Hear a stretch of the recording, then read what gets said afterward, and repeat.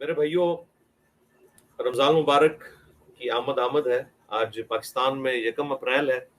امید ہے کہ کل ہم نماز تراویح پڑھ رہے ہوں گے 2 اپریل کو مغرب کی نماز کے بعد، اور سنڈے والے دن پہلا روزہ ہوگا، اور عرب میں شاید کل پہلا روزہ ہے، سیچرڈے والے دن 2 اپریل 2022 کو۔ رمضان مبارک کا مہینہ جو ہے برکتوں والا مہینہ ہے، اور ایک چانس ہے اللہ تعالیٰ کی طرف سے مسلمانوں کے لیے کہ وہ سال کے بعد اپنا قبلہ درست کرنا چاہتے ہیں تو کریں۔ اللہ تعالیٰ کی طرف سے اسپیشل پروٹوکول اس مہینے کا حاصل ہے۔ اس کی فضیلت کے لیے یہی کافی ہے کہ اللہ تعالیٰ کا جو آخری کلام ہے، جو اس نے اپنے آخری پیغمبر سیدنا و مولانا امام اعظم محمد رسول اللہ صلی اللہ علیہ وآلہ وسلم پر نازل فرمایا، اس کے لیے اللہ تعالیٰ نے اسی مبارک مہینے کو چوز کیا۔ سورۃ البقرہ میں اللہ تعالیٰ نے فرمایا، اعوذ باللہ من الشیطان الرجیم، بسم اللہ الرحمن الرحیم، شہر رمضان الذی انزل فیہ القرآن۔ رمضان کا مہینہ وہ ہے جس میں قرآن نازل ہوا، ہدی للناس، جو پوری انسانیت کے لیے ہدایت ہے، وبینات من الہدی والفرقان، اور اس میں ہدایت کے روشن دلائل ہیں، اور وہ حق اور باطل میں تمیز کرنے والی کتاب۔ اور پھر اللہ تعالیٰ نے فرمایا کہ جو کوئی تم میں سے رمضان کا مہینہ پائے وہ روزے رکھے۔ باقی تفصیلات بخاری اور مسلم میں درجنوں احادیث ہیں۔ مشکات المصابیح کی پہلی جلد میں اینڈ پہ جا کے رمضان شریف سے متعلق، روزوں سے متعلق تفصیلی احکامات ہیں، بخاری اور مسلم، ترمذی، ابو داؤد، نسائی، ابن ماجہ اور باقی کتابوں سے۔ آلموسٹ مین سٹریم کی اہل سنت کی 13 کتابوں کے نوٹس ہیں، اس میں آپ کو رمضان مبارک سے متعلق سارے احکامات مل جائیں گے۔ آج سے آلموسٹ 5 سال پہلے 2017 میں نے رمضان مبارک کی جو نشست تھیں، 5 نشستیں میں نے ریکارڈ کروائی تھی، آلموسٹ 1.5 گھنٹے کی۔ مسئلہ number 53A B C D E، جس میں 53A جو ہے وہ قرآن حکیم میں جو رمضان مبارک کا ایک پورا تفصیلی رکوع ہے اس کو میں نے کور کیا تھا، اور 17 صحیح الاسناد احادیث اکثر بخاری اور مسلم سے۔ اور اس کے بعد جو 53B تھا، اس سے میں نے اس کے احکام و مسائل شروع کیے تھے 4 نشستوں میں، 53B C D اور E۔ یہ نمبر آپ کو نہ بھی یاد ہو، آپ رمضان مبارک کے احکام و مسائل لکھیں تو وہ ویڈیو کھل جائے گی، اس میں ٹائم لائن بھی الحمدللہ ہمارے کسی اسٹوڈنٹ نے لکھ دی ہے، وہ ہم نے پن کر دی ہوئی ہے۔ پوری توجہ کے ساتھ اس کی طرف آپ رجوع فرمائیں۔ یہ ٹائم ہے، 1-2 دن باقی ہیں، تو رمضان مبارک کے احکامات سیکھ لیں۔ بخاری اور مسلم دونوں میں حدیث ہے کہ جب رمضان مبارک کا مہینہ آتا ہے تو اللہ تعالیٰ کی طرف سے جنت کے دروازے کھول دیے جاتے ہیں، جہنم کے دروازے بند کر دیے جاتے ہیں، اور سرکش شیاطین کو قید کر دیا جاتا ہے۔ اسی طریقے سے بخاری اور مسلم دونوں میں حدیث ہے کہ جنت کے 8 دروازے ہیں، ان میں سے ایک دروازہ الریان جس کا نام ہے، وہ خالصتاً ان لوگوں کے لیے ہے جو رمضان شریف کے روزے رکھنے والے ہوں گے۔ بخاری اور مسلم دونوں میں حدیث ہے کہ اسلام کی بنیاد 5 چیزوں پہ ہے۔ ان میں سے پہلی چیز گواہی دینا اس بات کی کہ لا الہ الا اللہ محمد رسول اللہ، دوسری چیز نماز قائم کرنا، تیسری زکوٰۃ دینا، چوتھی اگر استطاعت ہو تو اللہ کی راہ میں حج کرنا، اور 5ویں چیز رمضان مبارک کے روزے رکھنا۔ بخاری اور مسلم میں ایک اور حدیث ہے کہ اللہ کے محبوب صلی اللہ علیہ وآلہ وسلم نے فرمایا، اس مہینے میں اللہ تعالیٰ اعمال کا ثواب 700 گنا تک بڑھا دیتا ہے۔ اور روزہ دار کے لیے 2 خوشیاں ہیں، ایک خوشی اس وقت جب وہ روزہ افطار کرتا ہے، اور دوسری اس وقت جب وہ اپنے رب سے ملاقات کرے گا قیامت والے دن۔ اور پھر نبی الاسلام نے فرمایا کہ اللہ تعالیٰ فرماتا ہے کہ روزہ خاص میرے لیے ہے، میں اس کی جزا دوں گا۔ ایک معنی یہ بھی ہے، اور ایک معنی یہ ہے کہ میں ہی اس کی جزا ہوں، یعنی میرا دیدار، میرا قرب جنت میں، وہ اس کی جزا ہے۔ اس کے علاوہ کئی ایک احادیث ہیں، میں نے اس لیکچر کی جو سیریز ہے پوری 5 نشستوں میں 53A B C D E تک، اس میں میں نے بیان کیے ہیں، سارے احکام و مسائل بیان کیے ہیں، ان کے کلپس بھی اپلوڈڈ ہیں، روزہ توڑنے والی کون سی چیزیں ہیں، اس طریقے سے روزے کا کفارہ کیا ہے، اور روزے سے متعلق عورتوں سے ریلیٹڈ جو احکام و مسائل ہیں وہ ساری کی ساری چیزیں اسی میں سے کلپس بھی الگ سے اپلوڈ ہوئے ہیں۔ بہتر یہ کہ آپ پوری ویڈیوز دیکھیں انشاءاللہ۔ آج ہم نے اپنے آفیشیل چینل کی کمیونٹی کے اندر اس کا پہلا جو لیکچر ہے اسے شیئر کروا دیا۔ وہ پہلا لیکچر جب آپ کھولیں گے تو اس کے اینڈ پہ پہنچیں گے تو سجیشن میں خود بخود دوسرا لیکچر آ جائے گا، اس کو اینڈ کریں گے تو سجیشن میں پھر تیسرا لیکچر آ جائے گا، ویسے بھی سائٹ پہ کھلنا شروع ہو جائیں گے۔ وہ لیکچر ضرور کور کریں، کیونکہ جب تک آپ کو رمضان مبارک کے احکامات نہیں پتہ ہوں گے اس وقت تک آپ اس فرضیت کو ادا نہیں کر سکتے۔ لوگوں کو جب کوئی مسئلہ درپیش ہوتا ہے اس وقت پوچھتے ہیں، جبکہ یہ وہ بنیادی چیزیں ہیں کہ جو ہر وقت انسان کو پتہ ہونی چاہیے۔ یہ نہیں ہے کہ جب مسئلہ آئے تو پھر اس کے ڈھونڈنے میں آپ چل پڑیں، اس میں بسا اوقات پھر غلطی کا بھی اندیشہ ہوتا ہے۔ بہتر یہ ہے کہ رمضان شریف آیا تو رمضان سے متعلق احکامات سیکھیں۔ رمضان مبارک میں چونکہ اعمال کا ثواب بخاری مسلم میں 700 گنا تک بڑھا دیا جاتا ہے، لہٰذا پوری دنیا کے مسلمان اس چیز کو پریفر کرتے ہیں کہ وہ زکوٰۃ بھی اسی مہینے میں ادا کرتے ہیں تاکہ 700 گنا ثواب ملے۔ ویسے آپ پورے سال میں کسی بھی وقت زکوٰۃ ادا کر سکتے ہیں، لیکن رمضان شریف میں یہ فائدہ ہوتا ہے۔ باقی رمضان میں اگر کوئی زکوٰۃ نہیں بھی دیتا، کم از کم اپنا جو زکوٰۃ کا حساب و کتاب ہے نا وہ رمضان کے اعتبار سے سیٹ کر لیں، کیونکہ یہ جو ہم کہتے ہیں نا کہ سال میں ایک دفعہ زکوٰۃ دینا ضروری ہے، تو اس سے مراد لیونر ایئر ہوتا ہے، چاند کے اعتبار سے 355 دن کا جو سال ہے، یہ سولر ایئر نہیں ہوتا، وہ 365 دن کا ہے۔ اب اگر یوں آپ کریں تو ظاہر ہے کہ آلموسٹ 30 سال کے بعد ایک سال کا فرق پڑ جائے گا۔ تو رمضان شریف کا فائدہ یہ ہے کہ آپ کو حساب کتاب رکھنا بھی آسان ہے۔ اگر کسی کا کوئی اور مہینہ بن رہا ہے تو وہ ایک سال میں زیادہ دفعہ زکوٰۃ دے کے اپنے آپ کو رمضان میں شفٹ کر لیں، جس طرح میں نے کر لیا ہوا ہے۔ عموماً صاحب نصاب تو ہم لوگ شادی بیاہ کے بعد ہی ہوتے ہیں، جب کوئی اپنے رشتہ داروں کی طرف سے قریبی سونا وغیرہ مل جاتا ہے، کوئی تھوڑی بہت جمع پونجی والدین دے دیتے ہیں اپنی اولاد کو، تو 7.5 تولے کی لمٹ کراس کر جاتی ہے، 85 گرامز آف گولڈ۔ اس لیے میں نے تفصیلی احکام اس کے ریکارڈ کروا دیے ہیں۔ زکوٰۃ کے قدیم اور جدید 70 فقہی احکام و مسائل میرے ریکارڈڈ ہیں۔ مسئلہ 95B 95A مسئلہ جو ہے وہ زکوٰۃ کی فضیلت، صدقات کی اہمیت، اس کے اوپر ہے، اور 95B جو ہے وہ احکام و مسائل پہ۔ آپ زکوٰۃ کے احکام و مسائل لکھیں تو ویڈیو کھل جائے گی، آلموسٹ کوئی 1.25 گھنٹے کی ویڈیو ہے، لیکن اس کے بعد آپ سینکڑوں کتابیں پڑھ لینا تو وہ ایک پلڑے میں ہوں گی، شاید ان میں بھی آپ کو چیزیں نہ ملیں۔ میں نے بڑی محنت کے ساتھ ایک رمضان کا پورا مہینہ اس کے اوپر لگایا تھا کہ میں زکوٰۃ کی چیزوں کو ایک جگہ کمپائل کروں، تو وہ آپ ویڈیو ضرور رمضان شریف میں دیکھیں۔ زکوٰۃ کے قدیم اور جدید 70 فقہی احکام و مسائل، اس میں ساری چیزیں میں نے کور کی ہیں۔ تو زکوٰۃ کا حساب آپ اس مہینے میں رمضان شریف کے شروع میں ہی لگا لیں، کیلکولیٹ کر لیں کہ آپ کے پاس ٹوٹل ایسٹس کتنے ہیں اور اس کو 40 پہ ڈیوائڈ کریں تو جتنی زکوٰۃ بنتی ہے۔ زکوٰۃ آپ ایڈوانس بھی ادا کر سکتے ہیں اگلے سال کی، اور ایک ڈائری بنا لیں، اس پہ لکھتے رہیں تاکہ آپ سال کے اینڈ پہ جا کے حساب کریں تو آپ کو پتہ چل جائے، اچھا میں نے اتنے اس سال کی زکوٰۃ دے دی تھی، اتنی باقی ہے وہ میں اب دے دیتا ہوں، یا اگر بڑھ گئی بھی ہے تو اس کو اگلے سال میں شفٹ کر دیں، جس طریقے سے۔ سال میں آپ نے ایک دفعہ زکوٰۃ دینی ہے لیونر ایئرز کے اعتبار سے، چاند کا جو سال ہے اس کا، تو ظاہر ہے اس میں آپ رمضان کا حساب رکھیں گے تو پھر آپ کے لیے حساب کرنا آسان ہوگا۔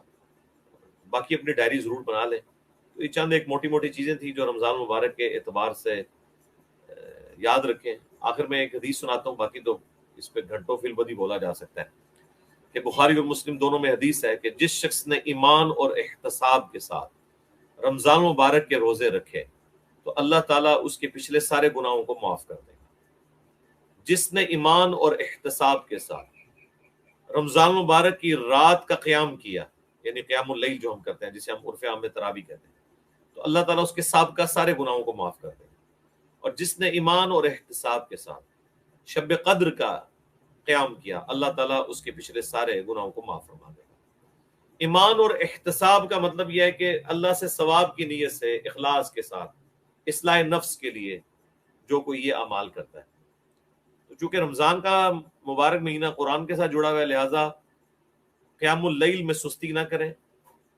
گھر میں پڑھ سکتے ہیں، گھر میں پڑھیں، لیکن قرآن ہاتھ میں پکڑ کے، تاکہ قرآن کا دورہ ہو. اور مسجد میں پڑھنا ہے تو بھی موبائل اٹھا لیں جس میں آپ ایئر فلائٹ موڈ میں لگا کے ترجمے والا قرآن کھول لیں، تاکہ پورے قرآن سے آپ ایک دفعہ گو تھرو ہو جائیں. بہتر تو یہ ہے کہ مغرب سے عشاء کے دوران بھی ایک دفعہ پڑھ لیں، کیونکہ ایک پارے عموماً روزانہ شروع میں سوا پارہ پڑھتے ہیں، پھر آخری روزوں میں جا کے ایک ایک پارہ شروع کر دیتے ہیں. تو آپ اس کو کور کرتے جائیں. ایسی مساجد کے اندر پڑھیں جہاں پہ لوگ یعنی شوق کے ساتھ آتے ہیں، اس لیے کہ قاری وہاں کا اچھی قرات کے اندر اور آہستہ آہستہ قرآن کی تلاوت کرے تاکہ بات سمجھ بھی آئے. عموماً اہل حدیث کی مساجد کے اندر میں نے یہ اہتمام دیکھا ہے، ان کی 8 تراویح، حنفیوں کی 20 تراویح کے بھی بات ختم ہوتی ہے، اور مقصد بھی قیام اللیل کرنا ہے، قرآن سننا ہے. بہرحال اگر کسی حنفیوں کی مسجد میں یعنی بریلوی اور دیوبندیوں کی مسجد میں بھی آپ قیام اللیل کریں تو وہاں پر 20 تراویح ہے تو 20 پوری پڑھ کے نکلیں. اصل مقصد قرآن سننا ہے. اگر آپ 8 پڑھ کے نکلیں گے تو قرآن کا حصہ وہ آپ سے مس ہو جائے گا. گھر میں پڑھنا چاہتے ہیں تو وہ بھی پڑھ سکتے ہیں. آپ کوشش کریں کہ پورا قرآن اس میں کور کریں، یا جتنا آپ کر سکتے ہیں مصحف ہاتھ میں اٹھا کے. صحیح بخاری کے اندر تعلیقاً موجود ہے، اور سنن کبریٰ البیہقی کے اندر اور المصنف ابن ابی شیبہ میں موجود ہے کہ سیدہ عائشہ کا ایک غلام تھا. امام بخاری نے اسے چیپٹر کی ہیڈنگ میں لیا ہے صحیح بخاری میں. ذکوان، وہ ہاتھ میں مصحف پکڑ کر قیام اللیل کروایا کرتا تھا سیدہ عائشہ کو. تو المصنف ابن ابی شیبہ میں تو یہ بھی موجود ہے کہ صحابہ کرام بھی پیچھے مصحف اٹھایا کرتے تھے. تو دونوں طرح ثابت ہے. عرب میں تو یہ معیوب نہیں سمجھا جاتا، یہاں عجم میں لوگ اس کو معیوب سمجھتے ہیں اور فتوی لگاتے ہیں. فتووں کو چھوڑیں، آپ قرآن کور کریں، اصل مقصد ہے جو رمضان شریف کا. اور بخاری مسلم میں ایک حدیث ہے کہ اگر رمضان کی حالت میں کوئی تمہیں یعنی غلط کام کی طرف ابھارتا ہے، جھگڑا کرتا ہے، تو اسے کہو کہ میں روزے سے ہوں. اس طریقے سے صحیح بخاری میں حدیث ہے کہ جو اپنی زبان کو، باقی جسم کے اعضاء کو گناہوں سے نہیں روکتا روزے کی حالت میں، تو اللہ تعالیٰ کو اس کے بھوکا پیاسا رہنے کی کوئی حاجت نہیں ہے. صرف بھوکا پیاسا رہنا ایشو نہیں ہے، اصل چیز یہ ہے کہ آپ نے رمضان شریف میں عام روٹین سے ہٹ کے عبادت کے اوپر توجہ دینی ہے. تکبیر اولیٰ کا اہتمام کریں، رات کے قیام کا اہتمام کریں. بالکل کوئی گیا گزرا ہے تو صحیح مسلم میں حدیث ہے کہ جو عشاء کی نماز جماعت سے پڑھ لے اسے آدھی رات کا قیام کا ثواب ملے گا، اور پھر اگر اگلے دن فجر بھی پڑھ لی تو پوری رات کے قیام کا اسے ثواب مل جائے گا. اس طریقے سے ہی رات کا قیام حاصل کر لیں. مطلب اپنی روٹین جو ہے نا وہ آپ بدلیں. بخاری مسلم میں حدیث ہے کہ جب رمضان شریف کا آخری عشرہ آتا تھا تو نبی علیہ السلام خود بھی جاگتے تھے، اپنے گھر والوں کو بھی جگاتے تھے، اور آپ کمر کس لیتے تھے عبادت کے لیے. ظاہر وہ عبادت قرآن کے ساتھ جڑی ہوئی ہوتی تھی. اعتکاف بیٹھے وہ بھی بڑی اچھی عبادت ہے، لیکن اعتکاف میں کوشش کریں کہ مصحف ہاتھ میں پکڑ کر نوافل میں وقت گزاریں اور ترجمے کے ساتھ بھی اسے دیکھیں. نہیں تو ایٹ لیسٹ وہ یہ اینڈ پہ کہہ رہے ہوتے ہیں اتنے قرآن ہم نے کور کر دی، اس کی بجائے ترجمے سے قرآن کور کریں تاکہ فائدہ بھی ہو، پتہ چلے. اس رمضان میں اگر یہی نیت کر لیں کہ ہم نے پورے رمضان میں پورا قرآن ترجمے سے کور کرنا، بھلے آپ عربی نہ پڑھیں، صرف اس کا ترجمہ ہی پڑھتے جائیں، اپنے نوٹس بناتے جائیں، تو یقین کریں میں آپ کو وثوق سے کہہ سکتا ہوں شاید پچھلے 1000 سال میں آپ اپنی نسل میں اکیلے ہوں گے جس نے پورا قرآن ترجمے سے کور کیا ہوگا، الا ماشاء اللہ. کیونکہ ٹرینڈ ہی نہیں تھا سب کانٹیننٹ میں، قرآن کا ترجمہ ہوا ہی نہیں ہوا تھا. ہمارے اباء اجداد نے عربی سیکھی نہیں، بابوں نے ترجمہ کیا نہیں ہے تاکہ کہیں ان کو پتہ ہی نہ چل جائے. تو یہ قرآن کا پہلا ترجمہ تو آلموسٹ آج سے 200 سال پہلے ہوا ہے، 200-250 سال پہلے شاہ ولی اللہ دہلوی نے، وہ بھی فارسی میں، پھر آہستہ آہستہ اردو میں. یہ 100 سال کی ساری برکات. قرآن کے ساتھ رمضان شریف کو گزاریں، قرآن کا ترجمہ پڑھیں، اپنے عقائد کی اصلاح کریں، اس طرف متوجہ ہوں، بجائے یہ کہ آج میں نے اتنے پارے پڑھ لیے، میرے اتنے پارے ہو گئے. لوگ فخر سے بتا رہے ہوتے ہیں اعتکاف کے اینڈ پہ میں نے 3 قرآن ختم کیے. کیا فائدہ اگر آپ نے ترجمہ نہیں پڑھا؟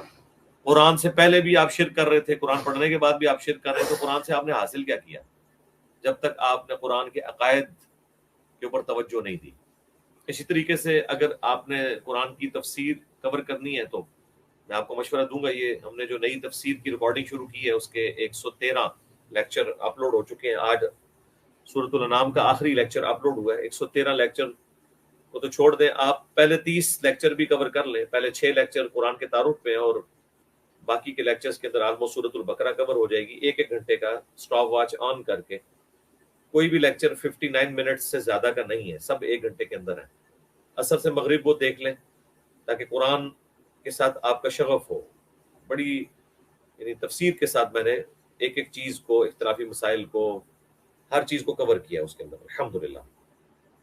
تو کوشش کریں کہ آپ اس رمضان شریف کو قرآن کے ساتھ گزاریں، جو اس کا ترہ امتیاز ہے. شہر رمضان الذی انزل فیہ القرآن، رمضان کا مہینہ وہ ہے جس میں ہم نے قرآن کو نازل کیا. باقی زندگی میں انسان کو اتنے مواقع نہیں ملتے جتنے رمضان شریف میں ملتے ہیں. آفس ٹائمنگ بھی کم ہو جاتی ہے. عرب ملکوں میں تو رمضان میں کالج یونیورسٹیز میں چھٹیاں ہو جاتی ہیں، روٹین بڑی وہ نارمل کر لیتے ہیں. تو یہاں پہ بھی اسی طریقے سے ہوتا ہے. تو آپ اس روٹین کو سیٹ کریں تاکہ زندگی میں ایک دفعہ تو رمضان قرآن کے ساتھ گزاریں، قرآن کے عقائد و نظریات کے ساتھ. تو پھر آپ کو یہ پتہ چلے گا کہ یہ ہم جو بار بار کہتے ہیں کہ مرنے سے پہلے اے مسلمان کر لے اس پہ غور. کتابوں کا خدا اور ہے، بابوں کا خدا اور. بابیں بھی اسی خدا کو مانتے ہیں، لیکن کوالٹیز جو آئی ہیں نا کتاب و سنت میں وہ ڈیفرنٹ ہیں جو ہمیں یہ بابیں بتاتے ہیں. وہ جب تک آپ قرآن نہیں پڑھیں گے آپ کو کیسے پتہ چلے گا؟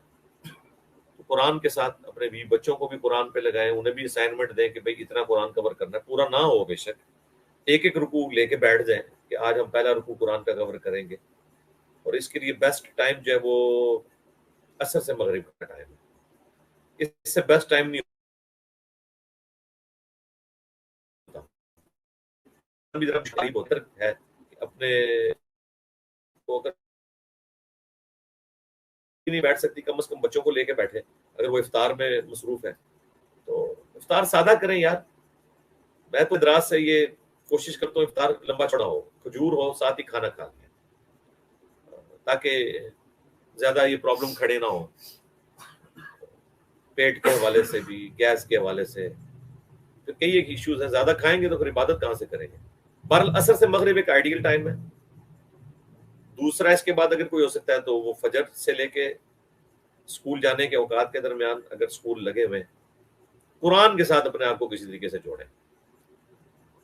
مسند احمد میں حدیث ہے کہ قیامت والے دن روزہ اور قرآن دونوں سفارش کریں گے. روزہ کہے گا کہ اے اللہ میں نے اس کو دن کے وقت کھانے پینے اور باقی شہوات سے روک کے رکھا، میری شفاعت روزہ دار کے حق میں قبول کر. اور قرآن کہے گا کہ میں نے رات کے وقت اسے نیند سے روک کے رکھا، قیام اللیل میں یہ کھڑا ہوتا تھا، مجھے سنتا تھا، تو میری شفاعت اس کے حق میں قبول کر. تو اللہ تعالیٰ روزوں کی سفارش بھی قبول کر لے گا اور قرآن کی سفارش بھی قبول کر لے گا. دوسرا رمضان شریف میں ایک اور نیت کریں.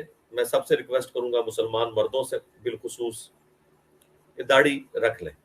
کم از کم اتنی داڑھی ضرور رکھیں جسے عرف عام میں داڑھی کہا جاتا ہے، جس طرح شاہد افریدی صاحب کی داڑھی ہے. ایٹ لیسٹ آپ فرض داڑھی رکھ لیں. ٹھیک ہے بڑی داڑھی نہیں رکھ سکتے، اتنی ضرور رکھیں. اور قرآن کے اس حکم کے اوپر عمل کریں. سورۃ النساء آیت نمبر 119 جو شیطان نے کہا تھا وَلَآمُرَنَّهُمْ فَلَيُغَيِّرُنَّ خَلْقَ اللَّهِ، اے اللہ میں تیری مخلوق کو ابھاروں گا کہ وہ تیری بنائی ہوئی تخلیق کو بدلیں گے. مرد کو اللہ نے داڑھی دی ہے، داڑھی مڑانا تخلیق کو بدلنا ہے. اس لیے داڑھی ضرور رکھیں، کم از کم اتنی کہ جسے عرف عام میں داڑھی کہا جا سکے.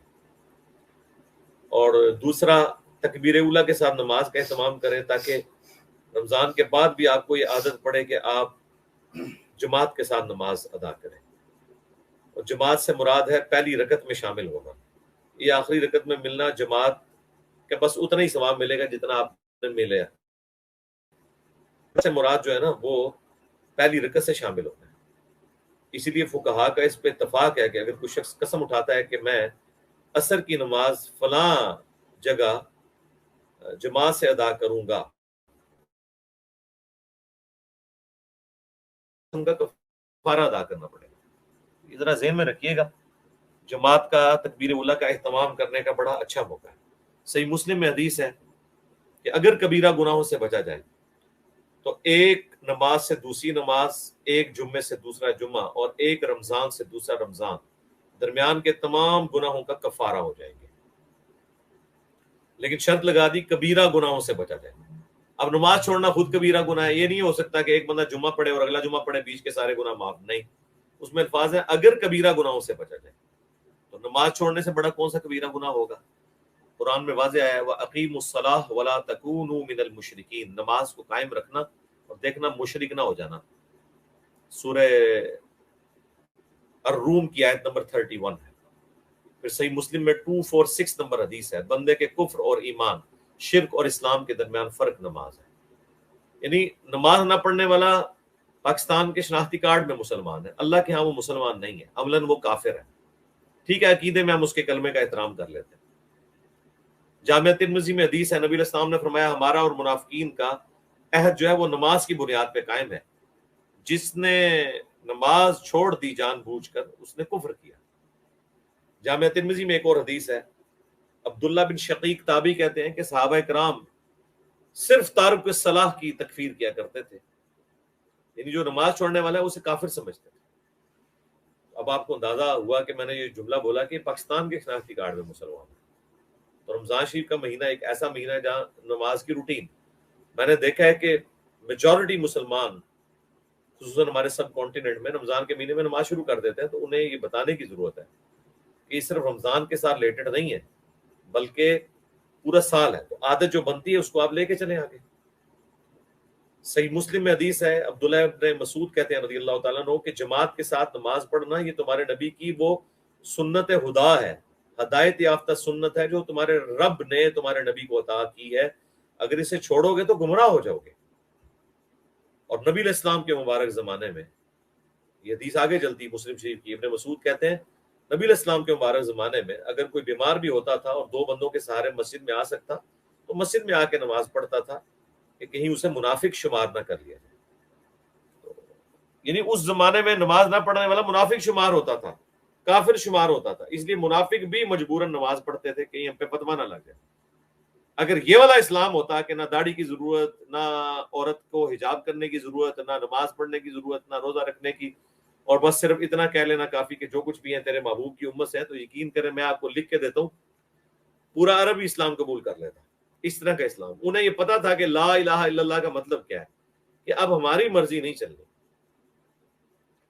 سٹارٹ ہی کلمے کا جو ہے وہ ہو رہا ہے نہ، نہیں، کوئی الہ نہیں سوائے اس کے، ان نفی کرنی ہے سارے خداؤں کی اور پھر ماننا ہے اس ایک کو، اور محمد رسول اللہ نفی کرنی ہے سارے بابوں کی، سارے بزرگوں کی، اور امام ماننا ہے محمد رسول اللہ صلی اللہ علیہ وسلم۔ تو میرا خیال ہے ابو جہل کو اس کلمے کی سمجھ آج کے سو کالڈ مسلمانوں سے زیادہ تھی، اسے پتا تھا کہ کلمہ پڑھ کے میری مرضی نہیں چل سکتی۔ اگر اسے پتا ہوتا کہ اس قسم کے مسلمان بھی ہوں گے جو اپنی مرضی کی زندگی گزاریں گے کہ فرائض پہ عمل ہی کوئی نہیں ہے اور وہ صرف اتنا ہی کہہ رہے ہیں جو کچھ بھی ہے تیرے محبوب کی امت سے ہیں، تو وہ بھی یہ دعوت قبول کر لیتے، لیکن اس وقت انہیں پتا تھا کہ اس کا مطلب کیا ہے۔ اسی لیے صحابہ کرام علیہ رضوان، اہل بیت علیہم السلام کی زندگیوں میں آپ دیکھیں گے کہ وہ ایک لمحے کے لیے بھی بے فکری کی زندگی نہیں گزارتے تھے، وہ ڈرتے رہتے تھے کہ کہیں ہماری پکڑ نہ ہو جائے، چھوٹے چھوٹے معاملات کے اندر وہ احتیاط کرتے تھے، اور خصوصاً اس طرح کے مواقع جو ہیں وہ بڑے اہتمام کے ساتھ گزارا کرتے تھے۔ الموطا امام مالک میں تراویح کا چیپٹر کھولیں، وہ صحابہ کہتے ہیں کہ جو امام ہمارے زمانے میں ایک ایک رکعت میں 100 آیات تلاوت کیا کرتا تھا، اور ہم لوگ سحری کے وقت آلموسٹ آخری پیر میں بمشکل قیام اللیل سے فارغ ہوتے تھے۔ اتنا لمبا قیام اللیل ہوتا تھا، کیونکہ مقصد قرآن سننا ہوتا تھا۔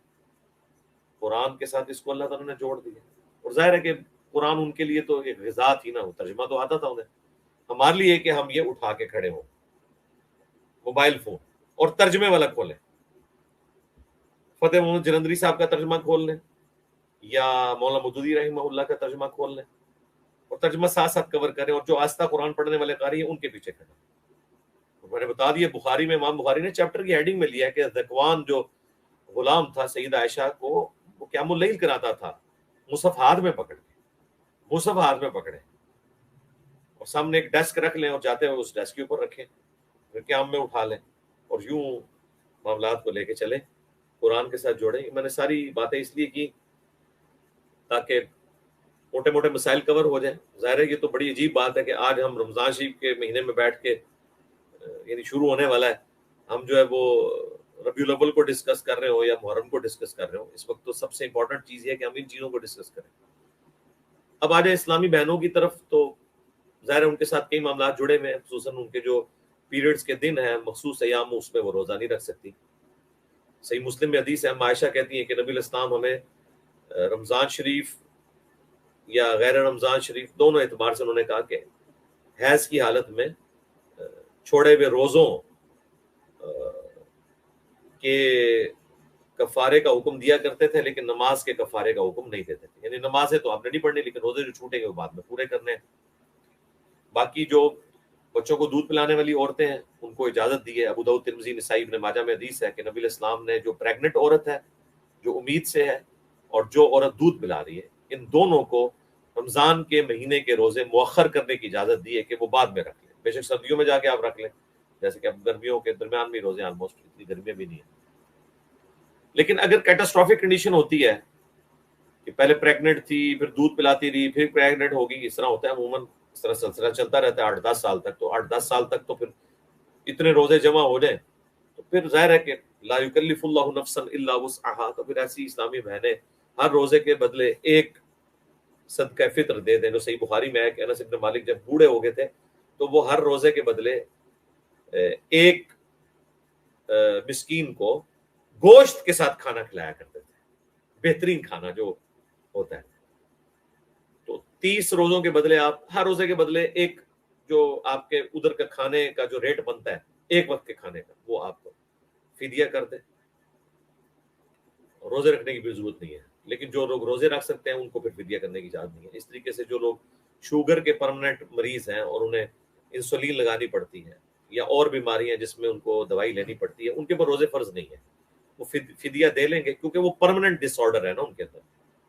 صرف وہ بیمار, قرآن میں آیا کہ روزے کو مؤخر کرے گا مسافر اور بیمار, جس مسافر کا سفر ختم ہو جائے گا اور جو بیمار ٹھیک ہو جائے گا, جسے ٹھیک ہونے کی امید ہی نہیں ہے. جیسے ینگ ایج میں لوگ شوگر کے مریض ہیں, اب ان کو تو امید نہیں ہے ٹھیک ہونے کی, وہ روزہ نہیں اپنا چلا سکتے, انسولین انہیں لگانی پڑتی ہے.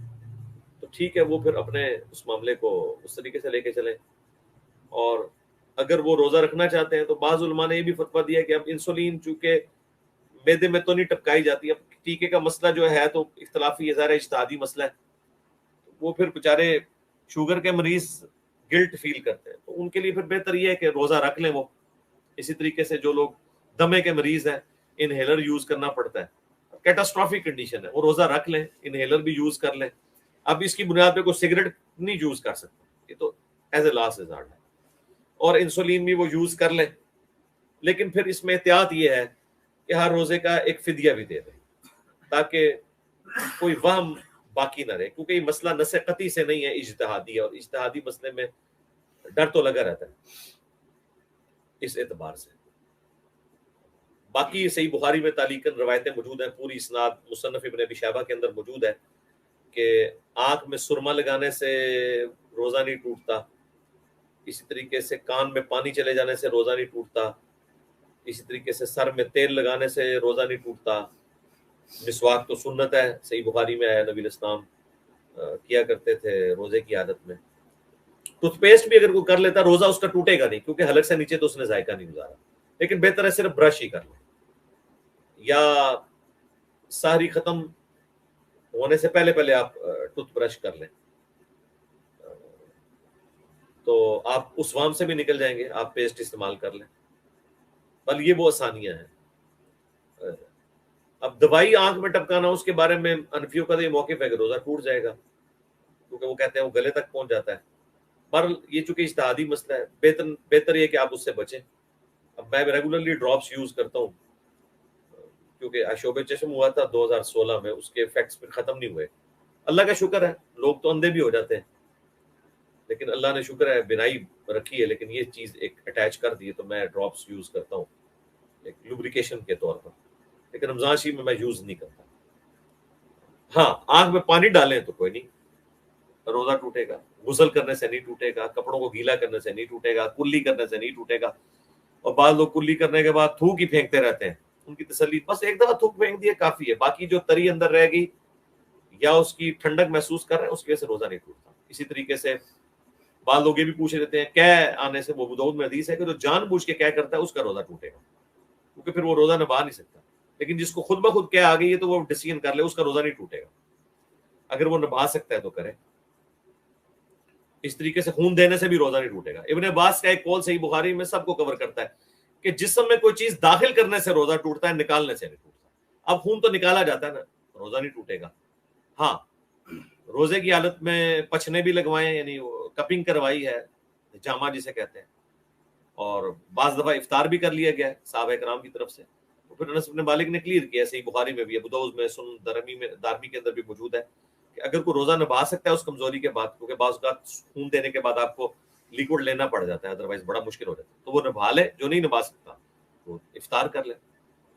اس طریقے سے اگر کوئی لیٹ آنکھ کھلی ہے، وہ 8 پیرا روزہ رکھ سکتا ہے، یعنی بغیر ساری کیے، تو ٹھیک ہے کنٹینیو کرے. اگر نہیں رکھ سکتا تو اس پہ روزہ کوئی نہیں، وہ پھر بعد میں روزے کی قضا کر لے، روزہ نہ رکھے. اسی طریقے سے کسی کو صبح کے وقت کیا آ گئی ہے تو اب پورا دن خالی پیٹ گزارنا اس کے لیے مشکل ہے، گزار سکتا ہے تو ٹھیک ہے. اور لیکن اکثر مشہور یہی ہے کہ جی کیا آنے سے روزہ ٹوٹ جاتا ہے. یہ کہیں نہیں لکھا ہوا. کیا انگلی ڈال کے جان بوجھ کے کرے پھر روزہ ٹوٹتا ہے، ورنہ نہیں ٹوٹتا. ہمیں تو جب بھی کبھی ایسے کیا آئی ہے تو ہم نے تو روزہ نبھایا ہے. ہاں البتہ پیریڈز اگر آ گئے عورت کو، چاہے وہ 1 منٹ پہلے بھی آئے، اس کا وہ روزہ ختم ہو گیا، وہ ایک مسئلہ ڈفرنٹ ہے. اس طریقے سے بخاری مسلم میں حدیث ہے کہ نبی صلی اللہ علیہ وآلہ وسلم بعض اوقات حالت جنابت میں روزہ رکھ لیتے تھے، اور ختم سحری کے بعد فجر کا وقت جب داخل ہو جاتا تھا اس وقت غسل اتارتے تھے. اس سے پتا چلا کہ اگر کوئی شخص محتلم ہے یا کسی اور وجہ سے اس پہ غسل فرض ہے، تو وہ بےچارے ہمارے بچے جو ہیں وہ غسل اتارنے کے چکر میں ان کی ساری رہ جاتی ہے. نہیں، تسلی سے آپ ساری کریں، کلی کرنے کے بعد فجر کا وقت داخل ہو جائے، کوئی ایشو نہیں ہے. اس کے بعد آپ روزہ اپنا غسل اتار لیں، کوئی اس میں ایسا ایشو نہیں ہے. اسی طریقے سے یہ بھی مشہور ہے کہ اگر کسی کو نائٹ فال ہو گیا احتلام تو روزہ ٹوٹ جائے گا. نہیں، روزہ نہیں ٹوٹے گا. کیوں ٹوٹے گا روزہ؟ یہ اس نے خود سے تو نہیں ایسی حرکت کی ہے، روزہ نہیں ٹوٹے گا. البتہ اگر کوئی یعنی وہ دوسرے والا کام کر لیتا ہے، ہینڈ پریکٹس والا، تو اس سے روزہ ٹوٹ جائے گا. اور اس میں اجتہاداً یہی کہا جاتا ہے کہ 1 روزے کی قضا اس کے بدلے دے گا. لیکن اگر کسی نے میاں بیوی نے ازدواجی تعلق کے ساتھ روزہ توڑ لیا تو وہ بخاری مسلم میں ہے کہ اس کو 60 روزے رکھنے ہوں گے مسلسل. اور اگر 60 روزے نہیں رکھ سکتا، 60 مسکینوں کو کھانا کھلائے گا. اور اگر غریب ہے تو پھر وہ یعنی پہلے تو ہے کہ ایک غلام آزاد کرے، وہ نہیں کر سکتا تو 60 روزے رکھ لے یا 60 مسکینوں کو کھانا کھلا لے. یہ تو اس میں سے ایک کام اس کو کرنا پڑے گا. غریب آدمی ہے تو پھر ظاہر ہے روزے ہی رکھے وہ. اچھا، اس طرح یہ ہمارا جو مزدور طبقہ ہے ان میں سے اکثر لوگ روزہ نہیں رکھتے. ظاہر ہے روزہ رکھ کے مزدوری بہت کم لوگ کر سکتے ہیں. تو میں آپ سے گزارش کروں گا اگر آپ کے ریلیٹیوز میں کوئی ہے تو اسے 1 مہینے کا راشن ڈلوا دیں، جتنی مزدوری بنتی ہے. آپ نے جو زکوٰۃ دینی اس کو دینا. زکوٰۃ اپنے ماں باپ اور اولاد کے علاوہ آپ ہر بندے کو دے سکتے ہیں. بہن بھائیوں کو دینا سب سے بہتر ہے. اس طرح کے مزدوروں کو دیں تاکہ وہ رمضان کا مہینہ سکون سے گھر گزارے. آپ کو ڈبل ٹرپل روزوں کا ثواب ہوگا، کیونکہ ان بیچاروں نے تو دیہڑی دار مزدور ہیں، دیہڑی نہیں کریں گے تو روزہ بھی نہیں پھر رکھ سکتے. تو انہیں آپ راشن ڈلوا دیں، اتنا کر دیں کہ انہیں ضرورت نہ پڑے رمضان میں کرنے کی، ورنہ یہ بڑا مشکل ہو جاتا ہے ان کے لیے روزوں کو مینیج کرنا. سفر میں روزہ آپ چھوڑ سکتے ہیں، وہ واضح قرآن حکیم میں ہے. بلکہ بخاری مسلم میں تو یہاں تک آیا کہ نبی علیہ السلام نے صحابہ کرام کو سفر میں روزہ توڑنے کا کہہ دیا تھا. اور جنہوں نے نہیں توڑا آپ نے فرمایا یہ نافرمان ہے، کیونکہ وہ جہاد کے لیے جاتے تھے. اور ایک سفر میں نبی علیہ السلام کے بعض صاحب نے روزہ رکھا ہوا تھا، بعض نے نہیں. تو جب افطاری کا وقت آیا تو جنہوں نے روزہ رکھا تھا انہوں نے ڈھال ہو کے گر گئے، بخاری مسلم کے الفاظ ہیں. اور جنہوں نے روزہ نہیں رکھا ہوا تھا انہوں نے ان کے لیے خیمہ لگایا، افطار کا بندوبست کیا. اور حضور نے فرمایا آج تو روزہ نہ رکھنے والے روزہ رکھنے والوں سے بھی بازی لے گئے. تو اس طریقے سے بخاری مسلم میں حدیث ہے کہ سفر میں روزہ رکھنا کوئی ایکسٹرا آرڈنری نیکی نہیں ہے. اجازت ہے، رکھ سکتے ہیں، لیکن وہ شخص جو نبھا سکتا ہے، جس کا سفر آسان ہے. میں تو ویسے الحمدللہ کبھی روزہ چھوڑا نہیں سفر میں. سفر آسان ہی ہے آج کل. ایئر کنڈیشن اگر آپ پبلک ٹرانسپورٹ میں بھی ایئر کنڈیشن گاڑیاں اویلیبل ہیں، اس پہ سفر کریں تو روزے کا کوئی اتنا ایشو نہیں ہوتا گرمیوں میں، سردیوں میں ایسے ہی نہیں ہوتا. لیکن رمضان شریف میں جو روزہ آپ رکھ لیں بعد میں پھر ایک مشکل ہو جاتی ہے پورے کرنا. پھر وہ لوگ پوچھ رہے ہوتے ہیں کہ جی رمضان کے میرے اتنے روزے رہ گئے تو میں شوال کے روزوں کے ساتھ ایک ہی روزے میں نیت کر لوں. ایسے کیسے ہو سکتا ہے؟ وہ شوال کے 6 روزے آپ کو الگ سے رکھنے ہیں. وہ صحیح مسلم میں، ترمذی، ابو داؤد، نسائی، ابن ماجہ 5 کتابوں میں یہ حدیث ہے، بخاری کو چھوڑ کے کتب ستہ میں سے، کہ جس نے رمضان کے روزے رکھے اس کے بعد اس نے اگر شوال کے 6 روزے رکھ لیے تو وہ ایسا ہے گویا کہ اس نے پورے سال کے روزے رکھے. اور اس میں یہ شرط نہیں ہے کہ فوراً رکھنے ہیں، نہ یہ شرط ہے کہ ایک فوراً رکھ لیں باقی بعد میں رکھ لیں، نہیں، شوال کے پورے مہینے میں جب آسانی ہو. ہم تو کوشش کرتے ہیں فوراً ہی رکھ لیں تاکہ وہ ایک روٹین بنی ہوتی ہے، عید کے فوراً بعد روزے سٹارٹ کر دیں تاکہ یہ ثواب نہ مس کریں. دیکھیں آپ کو کتنی آسانی ہے. میں اکثر کہتا ہوں کہ ہر بندے کے اعتبار سے اللہ نے دین میں آسانی رکھی ہے. لوگ کہتے ہیں علم دین آئے تو دین پہ چلنا جو ہے نا وہ انسان کے لیے مشکل ہو جاتا ہے. نہیں، آسان ہو جاتا ہے میرے بھائی. آپ کو پتا چل گیا نمازیں آپ جمع کر سکتے ہیں، کتنی آسانی ہوگی صحیح مسلم کی احادیث کے تحت. آپ کو بخاری مسلم کی احادیث کے تحت پتا چل گیا کہ صرف فرض پڑھ لینا کافی ہے، سنتیں پڑھ لیں ثواب ہے، اگر نہ بھی پڑھیں صرف فرض پڑھ لیں تو کافی ہے. تو آسانی نہیں ہوئی. اسی طریقے سے نبی الاسلام کی بخاری مسلم میں حدیث ہے جو مہینے میں 3 روزے رکھتا ہے تو گویا ایسا ہے اس نے ہمیشہ کے روزے رکھ لیے. اور نبی الاسلام وہ 3 روزے ایام 20 کے رکھتے تھے جب چاند گول ہوتا تھا، 13، 14 اور 15 چاند کی. اب پورے مہینے میں آپ 3 روزے رکھیں، سال میں 36 روزے آپ کو رکھنے پڑیں گے تو آپ پورے سال کے روزوں کا ثواب کمائیں گے. یا چلیں وہ ایک رمضان والا نکال دیں، باقی 11، 33 روزے رکھ کے. لیکن اس سے بھی آسان حضور نے بتایا شوال کے 6 روزے رکھ لو پورے سال کے روزے. صحیح مسلم میں حدیث ہے. جس طرح فجر سے اشراق تک نبی الاسلام کی سنت ہے بیٹھنا، لیکن صحیح مسلم میں حدیث ہے کہ نبی الاسلام نے اپنی بیوی کو دیکھا کہ آپ فجر کے وقت جب گئے نماز کے لیے تو وہ مصلی پہ بیٹھی تھی، سیدہ جویریہ، واپس آئے تو وہ بیٹھی ہوئی تھی. نبی الاسلام فرمایا سورج کافی بلند ہو چکا تھا. آپ نے فرمایا تم اس وقت سے بیٹھی ہوئی ہو صبح سے، اور میں بس ابھی آنے کے بعد میں نے 4 کلمات 3 دفعہ ریپیٹ کی ہیں اور مجھے اس سے زیادہ ثواب ملا ہے جو تم فجر سے لے کر سورج بلند ہونے تک بیٹھی ہوئی ہو، چاشت کے وقت تک.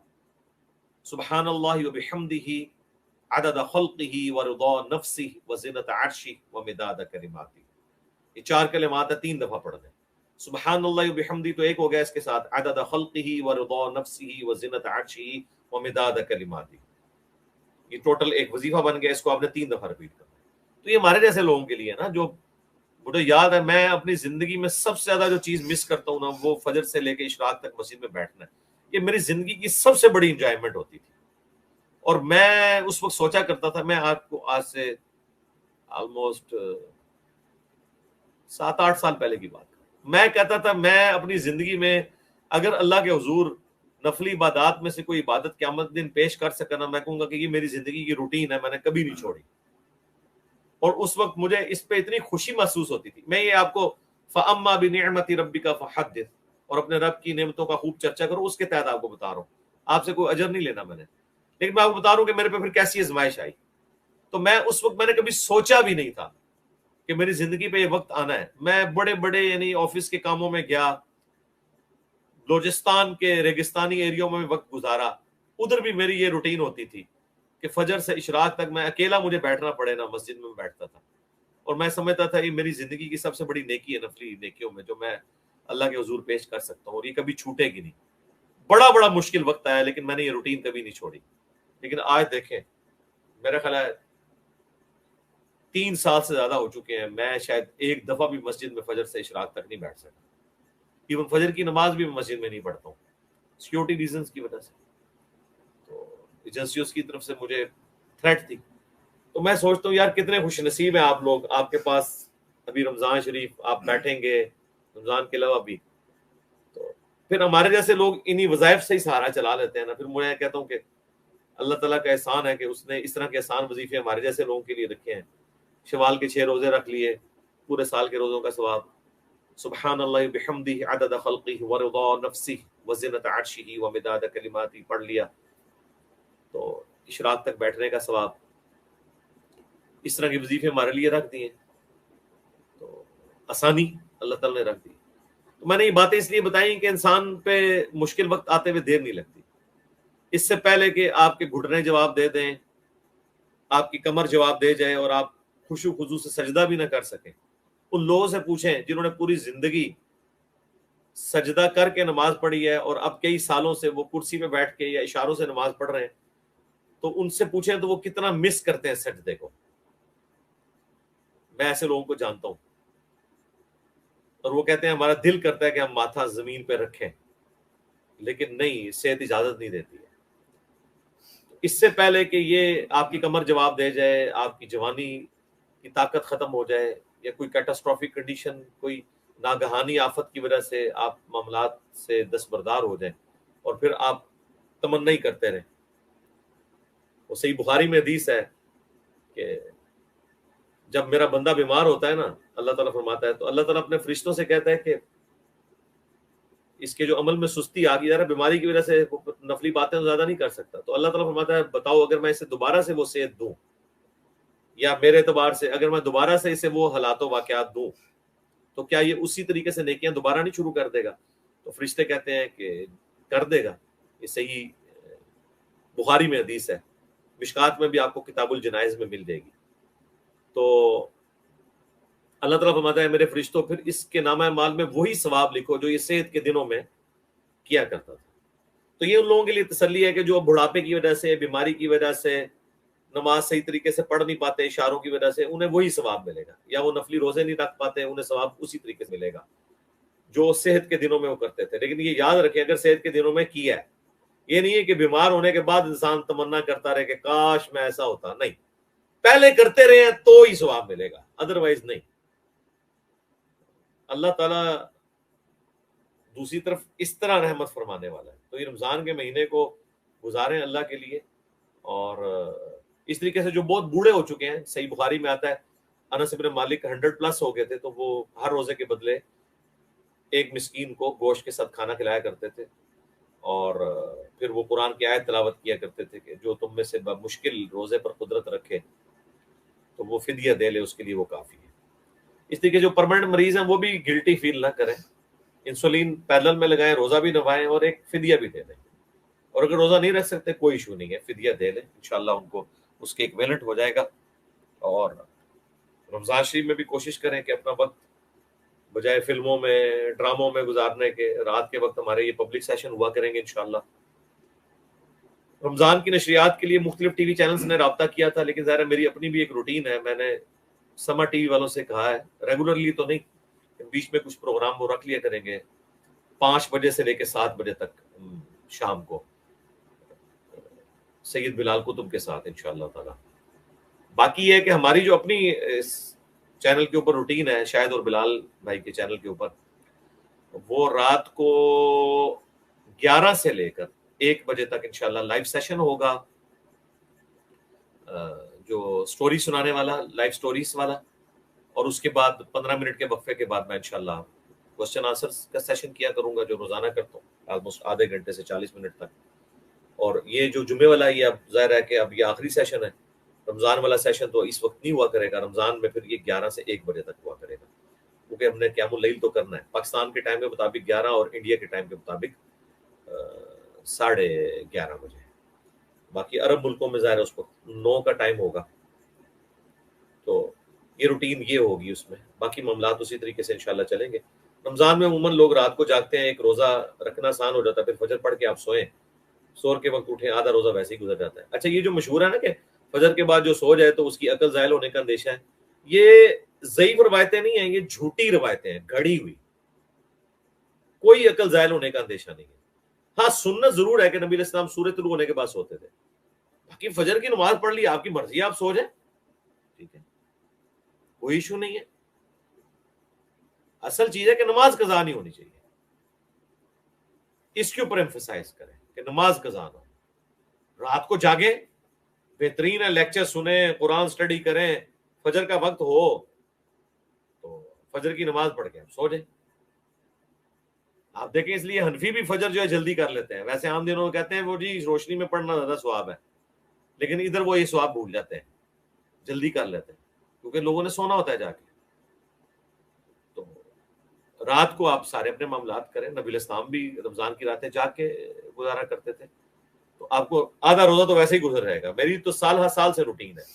میں تو رمضان شریف میں نے اپنی ساری چھٹیاں سنبھال کے رکھی ہوتی تھی رمضان شریف پورا مہینہ میں نا چھٹی لے لیتا تھا، کئی سالوں سے روٹین.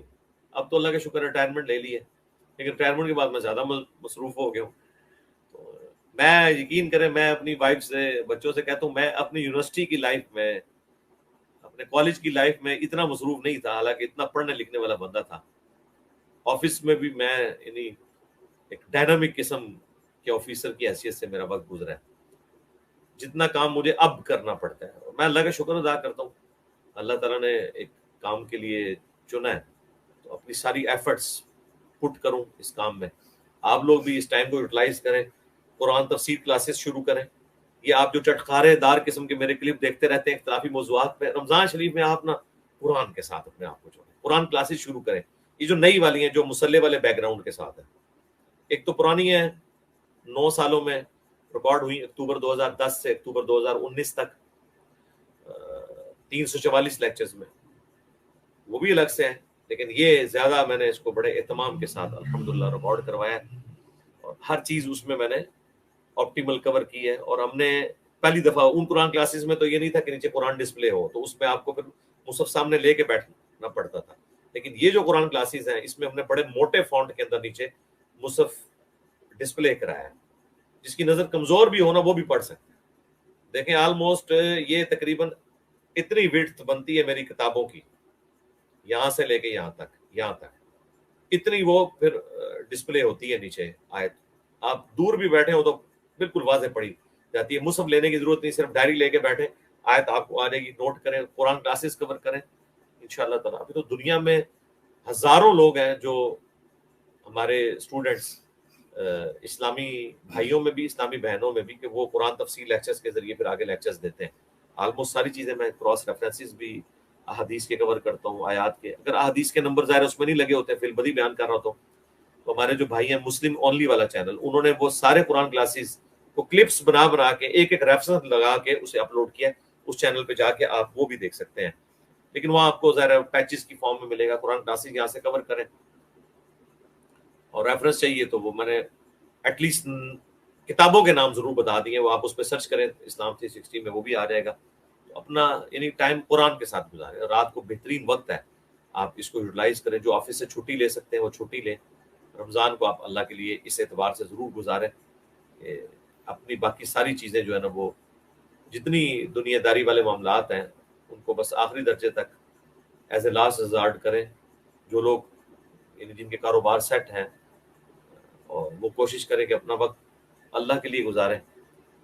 اور نوکری پیشہ لوگ جو چھٹی لے سکتے ہیں وہ چھٹی لے لیں، کالجز والے، یونیورسٹیز والے، تاکہ اپنی ایفرٹ اس کام میں پٹ کریں. رمضان شریف کو ضرور یوٹیلائز کیا کریں. یعنی ایک آپ کو موقع مل جاتا ہے پورا قرآن کور کرنے کا. ادروائز آپ کے لیے روٹین میں تو ہمارے مساجد کے اندر قرآن ایک طرف سے نہیں شروع کیا جاتا. میں آپ کو اس لذت اور چاشنی اور اس ٹیسٹ کا بتا نہیں سکتا الفاظ میں جو میں انجوائے کرتا ہوں رمضان کے اندر. ماحول بنا ہوتا ہے، قرآن پورا کور ہوتا ہے، اتنی دلی خوشی ہوتی ہے کہ اس ایک مہینے میں روزانہ نیا پارا شروع ہو رہا ہوتا ہے. انسان کے اوپر ایک کیفیت، ایک وکھرے جہاں میں انسان چلا جاتا ہے. واقعی یہ وکھرا جہاں ہوتا ہے کہ رمضان میں آپ کو ایک موقع مل گیا پورا قرآن کور کرنے کا. ویسے آپ، اور میں آپ کو بتاؤں، ویسے بیٹھ کے آپ قرآن پڑھیں 15-20 منٹ کے بعد بیٹھنا بعض لوگوں کے لیے مشکل ہو جاتا ہے. لیکن رمضان میں آپ کھڑے ہوئے ہوتے ہیں، 2 گھنٹے کھڑے رہتے ہیں، قرات سن بھی رہے ہیں اور سامنے مصحف ہو یا موبائل کے اندر اور آپ اس کو لے کے چل رہے ہو. کیا بات ہے! یہ تو ایک نشہ ہے، صحابہ کرام کی سنت ہے. اللہ تعالیٰ نے آپ کو ایک اور موقع دیا ہے. انشاءاللہ اس رمضان شریف کو بھی اللہ کے لیے اخلاص کے ساتھ گزاریں. اور وہ لیکچرز بھی رمضان سے متعلق 53 ABCDE مسئلہ دیکھیں. آج ہم نے کمیونٹی میں شیئر بھی کروا دیا تاکہ آپ کو احکام و مسائل بھی پتہ چل جائیں. سورۃ البقرہ کی میں نے وہ آیات 185 آنورڈ کور کی ہیں، جس میں رمضان شریف کا ذکر ہے. یا ایھا الذین آمنوا کتب علیکم الصیام سے لے کر اینڈ تک، اور اس میں نے سارے جو فقہی احکام و مسائل ہیں وہ بھی سارے اس میں بتائے ہیں. باقی ہماری جو اکیڈمی کی روٹین ہے وہ بھی میں بتا دیتا ہوں آپ کو. اکیڈمی کی روٹین الحمدللہ رمضان میں بھی وہی رہتی ہے. یعنی کوشش کریں 10 بجے سے پہلے آپ پہنچ جائیں. اور جو لوگ یعنی دور سے آنے والے ہیں یا قریب والے بھی کوشش کریں کہ سحری کرتے ہی نکل آئیں. انشاءاللہ اکیڈمی آپ کو کھلی بھی ملے گی. ایون آپ صبح 7 بجے بھی آئیں. میں ویسے ان کو پابند کر دوں گا اس دفعہ. ویسے تو یہ 9 بجے کھلتی ہے، میں نے کہوں گا کہ آپ 7 بجے بھی اویلیبل ہوں. تاکہ لوگ ٹھنڈے ٹھنڈے ہی پہنچ جائیں سورج زیادہ بلند ہونے سے پہلے، تاکہ انہیں روزے کی تکلیف نہ کاٹنی پڑے. یہاں انشاءاللہ بہترین ایئر کنڈیشننگ کا بندوبست ہے، واش رومز ہیں، آئیں تلاوت کریں، یا جب تک میں نہیں آ جاتا ہوں اس وقت تک آپ وہاں پہ آرام بھی کر سکتے ہیں. دوسرے علاقوں سے لوگ آئے ہوتے ہیں، آپ ان کے ساتھ گپ شپ کر سکتے ہیں. وہاں پہ حدیث کی ساری کتابیں ہیں، وہ ان میں سے آپ پڑھ سکتے ہیں. یہ ساری چیزیں تو رمضان شریف میں وہی روٹین رہے گی، یعنی اسی طریقے سے زور سے پہلے مکمل ہو جایا کرے گا. کوشش کریں 10 بجے سے پہلے پہنچ جائیں، 9 بجے پہنچ جائیں، 8 بجے پہنچ جائیں، 7 بجے پہنچ جائیں. تو اسی طریقے سے یہ روٹین تو میں نے آپ کو بتا دی ہے، رات کو 11 سے لے کر 1 بجے تک. تو رمضان شریف میں عبادت کو کم کرنے کی بجائے بڑھا دینا چاہیے. اس کے لیے ضروری ہے کہ آپ اپنا جو ہے نا وہ کھانے پینے سے ذرا توجہ ہٹا کے زیادہ توجہ عبادت کی طرف کریں. اور یہ اسٹیٹ آف مائنڈ ہی ہوتا ہے. لوگ سمجھتے ہیں اب فاقہ ہے تو اب میں نے اتنے سموسے کھا جانے ہیں، اور اتنا یہ کہ اینڈ پہ یہ ہوتا ہے کہ وہ رمضان کے بعد بجائے وزن کم ہونے کے بڑھ جاتا ہے. یہ کام نہ کریں. کھجور سے روزہ افطار کریں، اس کے بعد کھانا کھا لیں. اس وقت آپ کو فیل ہوگا، لیکن تھوڑی دیر بعد کوئی فیلنگ نہیں ہوگی. انشاءاللہ تعالیٰ بھوک رکھ کے کھائیں. جامعہ ترمذی میں حدیث ہے، نبی علیہ السلام فرمایا کہ ابن آدم نے پیٹ سے برا کوئی برتن نہیں جو بھرا ہو.